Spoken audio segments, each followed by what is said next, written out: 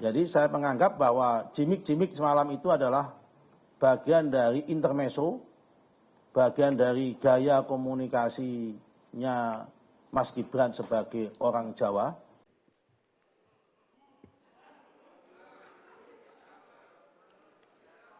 Saya lagi nyari jawabannya Prof. Mahfud. Saya nyari-nyari di mana ini jawabannya. Kok nggak ketemu jawabannya. Saya tanya masalah. Yang terakhir, yang mungkin nanti teman-teman akan mempertanyakan soal gimmick-gimmick.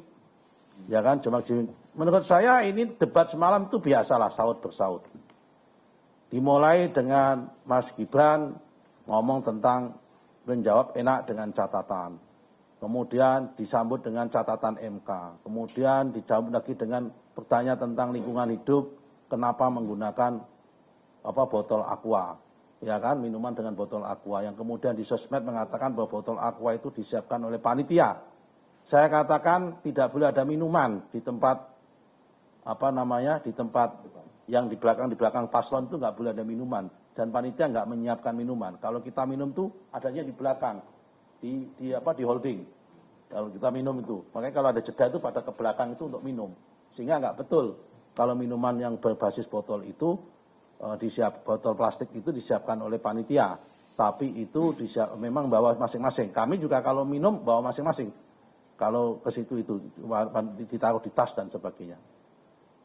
Kemudian yang kedua, yang terakhir, jadi saya menganggap bahwa gimmick-gimmick semalam itu adalah bagian dari intermezzo, bagian dari gaya komunikasinya Mas Gibran sebagai orang Jawa, yang mencoba untuk melakukan menjadikan debat semalam sebagai sebuah sarana entertainment, supaya pemirsa terutama anak muda itu menjadi tidak apolitis dan menjadi tekun untuk mengikuti debat tersebut, sehingga ternyata debat presiden itu bukan sesuatu yang kaku, bukan sesuatu yang monoton, tetapi bisa atraktif, bisa rileks, tanpa harus menyerang pribadi. Saya menganggap apa yang disampaikan oleh Mas Gibran semalam tidak ada serangan pribadi. Kalau dikatakan serangan pribadi, apanya?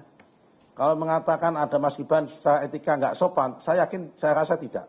Itu hanya masalah, kalau saya orang Jawa kebetulan, saya pernah jadi anak muda orang Jawa, memang gaya komunikasi orang Jawa itu nggak mungkin ngomong, tapi dengan gaya gestur begitu dan sebagainya kalau menyampaikan sesuatu.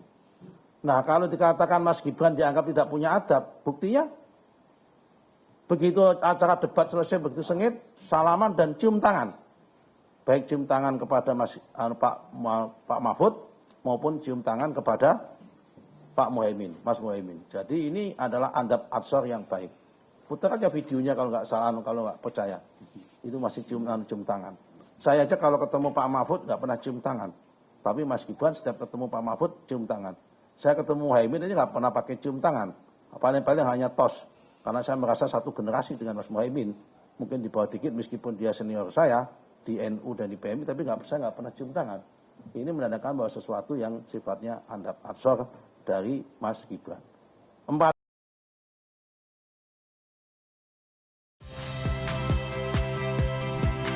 Saya Valeria Bella. Saksikan program-program Kompas TV melalui siaran digital, pay TV, dan media streaming lainnya. Kompas TV, independen, terpercaya.